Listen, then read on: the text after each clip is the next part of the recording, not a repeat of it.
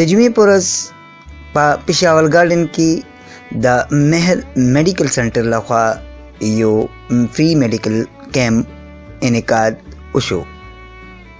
په دې فری میډیکل کیمپ کې د میډیکل چیک اپ سره سره فری دوايانې او نور میډیکل سہولیات موجود وو.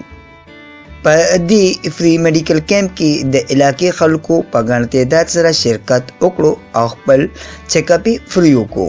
څنګه چې تاسو پته چې 13 هفته زموږ اوپننګ وشو نو موږ هغه کې فری میډیکل کیمپ وچره. اوس زموږ جی اراده ده چې موږ هر جمعه لکه فری میډیکل کیمپ وچره. نن زموږ پېښور ګارډن کې موږ فری میډیکل کیمپ لګو روانه فرایډے لا موږ ان شاء الله الحرم کې او هغه نه وړاندې ورسره خو شکلی چې دی کې لکه ناصرپور شو سوکنه شو نو موږ هر هفته جی لکه جمعې پر از د موز نه پاس تر ماخامه پورې موږ ولدا فری میډیکل کیمپ چلو او فری میډیسن هم ورکو فری چیک اپ هم کو او فری ورسره ټیسټ ضرورتي هغه ته هم ورکو او صرف د خلکو د فلاح او بهبود لپاره غریب سړی کم نه هغه نو ته انجکشنز ایته ډریپ هغه ته ټول فیسیلیټیز موږ ورته ورکو. خو تقریبا 4 بجې میډیکل کیمپ سٹارټ کو او تقریبا اوس پوری مسلسل پیشنټ روان دي. اوس هم ډیر زیات ناس دي قطار کې تقریبا 80 to 90 پیشنټ ما کتري تر اوسه پوری دي 2 اورز دته مونږه الموست کوشش کوو چې ټوټل میډیسن دی خلکو ته مونږ فری ورکو. چې زیات تر پیشنټ چې کوم نشي افورد کولای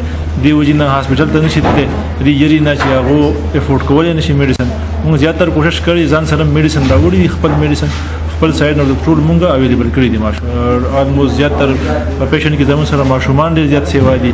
فیمیل پیشنټ دي میل هم راځي زیات تر هایپرټنشن ډایبټیک کوم چې کوم زموږ ډیزیز دي نو ټول پیشنټ الموست مونږ ټوټل وته فری میډیکیشن هغه ورکو. الله دا دنن پېښور ګارډن کې فری کیمپ ارګنایز کړی دی او دلته میډیسن دی فری ورکي او چیک اپ وغیرہ دا ټول سره لګیا دی کیږي او د ذوالفقار خان کوم چې سی او دی ذوالفقار خان دی هغه مونږ ډیر زیات مننه کوو او ډیر شکریا ادا کوو چې ذوالفقار خان دومره مطلب نن سبا دور کې دومره یو ارینج کو فری کیمپ دا خو یو ښه قدم دی اپریشیټ کوي او آینده کې د داسې پروګرام هغه کوو.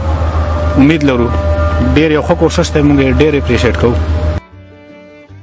د علاقې خلکو په دې فری میډیکل کیمپ لګېدو باندې د خوشاله اظهار وکړو او د مهر میډیکل سنټر شکریہ ادا کا. نعمت سبحان، چمکنی ٹی وی، پېښور ګارډن.